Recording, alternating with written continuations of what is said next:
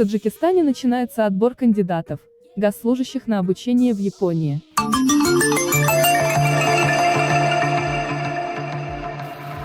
Министр финансов Таджикистана Файзиддин Каххарзода и глава представительства японского агентства по международному сотрудничеству (JICA) в Таджикистане Хидеки Танаби 31 октября подписали грантовое соглашение на реализацию проекта по предоставлению стипендий для подготовки кадров. Понимая важность наращивания потенциала госслужащих и других сотрудников отраслевых организаций в Таджикистане, правительство Японии выделило 218 миллионов японских иен, около $2 миллиона, через JICA для поддержки указанного проекта.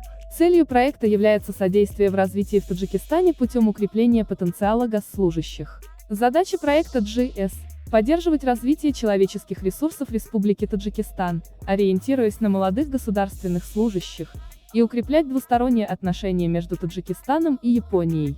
Этот проект характеризуется разработанной структурой, которая определяет области исследований и программ, ориентированных на важные вопросы развития в Таджикистане. Ожидается, что выпускники GS будут лидерами страны и будут участвовать в разработке и осуществлении политики в области социального и экономического развития с использованием полученных академических знаний и навыков.